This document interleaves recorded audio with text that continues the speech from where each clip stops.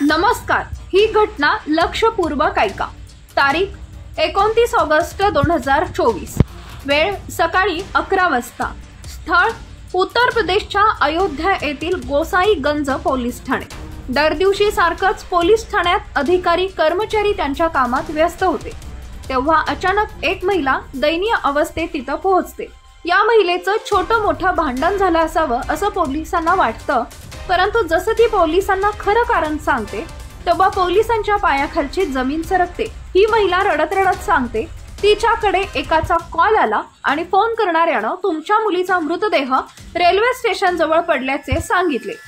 महिलेचं ऐकून घेतल्यानंतर पोलिसांचे एक पथक तिनं सांगितलेल्या घटनास्थळी पोहोचते। ज्या ठिकाणचा उल्लेख महिलेनं केला ते पोलीस स्टेशन पासून काही अंतरावरच होतं। पोलिसांची टीम तिथं जाते तेव्हा खूप दुर्गंध येत असतो।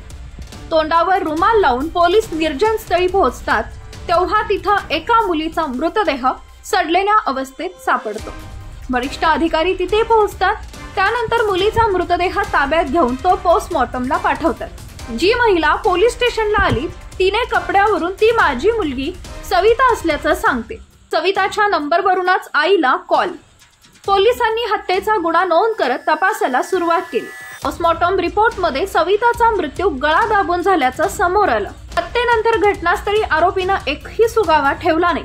ज्या नंबरने मृत मुलीच्या आईला कॉल आला तो नंबर सविताचा होता, परंतु तो आता स्विच ऑफ झाला होता।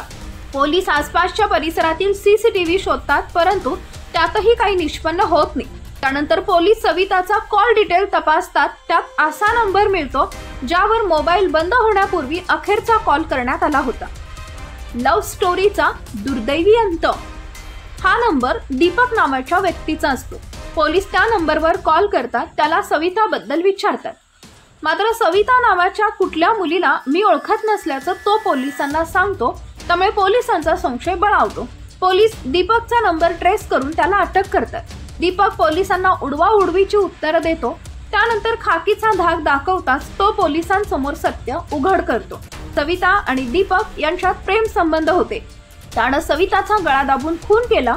जेव्हा अनेक दिवसापासून सविताच्या मृतदेहाबाबत कुणालाही कळलं नाही तेव्हा त्यानंच प्रियसीच्या मोबाईलवरून तिच्या आईला घटनास्थळाविषयी सांगितलं। लग्न झाल्याचं सवितापासून लपवलं होतं। सविता आणि दीपकची ओळख 3 वर्षापूर्वी झाली होती। दोघेही एकमेकांना आवडू लागले। त्यानंतर हळूहळू दोघं लपून छपून भेटू लागले। त्यात दीपकचं लग्न झालं, परंतु ही गोष्ट त्यानं सवितापासून लपवून ठेवली। मात्र जास्त दिवस हे लपवता आलं नाही। सविताला दीपकच्या लग्नाबद्दल माहिती झाली, त्यानंतर सवितानं दीपकशी बोलणं सोडलं। सविता तिच्या अन्य मित्रांशी मोबाईलवरून बोलते असं दीपकला माहिती पडले। त्यामुळे रागाच्या भरात दीपकनं सविताला फोन केला, परंतु सवितानं मला तुझ्याशी कुठलेही नातं ठेवायचं नाही असं सांगत फोन ठेवला। संबंध ठेवण्याचा हट्ट। 20 ऑगस्टला दीपकनं सविताला फोन करून अखेरचं भेटण्यास बोलवले।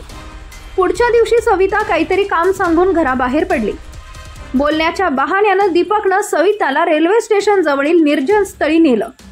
तिथं तिच्यावर संबंध बनवण्याचा हट्ट धरला, तेव्हा सवितानं त्यास नकार दिला। याचाच राग येऊन दीपकनं सविताचा गळा दाबून खून केला। हत्येनंतर दीपकनं तिचा मोबाईल स्वतः जवळ ठेवला आणि अनेक दिवस तिच्या मोबाईलवर कुणाकुणाचे कॉल येत आहेत हे चेक केलं। दरम्यान सविताच्या नातेवाईकांनी जेव्हा 2 दिवस तिचा ठाव ठिकाणा लागला नाही तेव्हा सविताचा शोध सुरू केला। 29 ऑगस्टला दीपकनं सविताच्या मोबाईलवरून तिच्या आईला कॉल केला आणि तिचा मृतदेह असलेलं ठिकाण सांगितलं। त्याआधी दीपक मृतदेह पाहण्यासाठी तिथं गेला होता। दीपककडून मृतदेह पाहण्यासाठी तिथं आल्यानंतर पोलिसांनी 2 मोबाईल जप्त केले। सध्या या प्रकरणाचा तपास सुरू असून दीपकला अटक करण्यात आली आहे। दरम्यान आणि जर अजूनही तुम्ही आमच्या AM मराठी न्यूजला सबस्क्राईब केलं नसेल तर जरूर सबस्क्राईब करा, अपडेट रहा।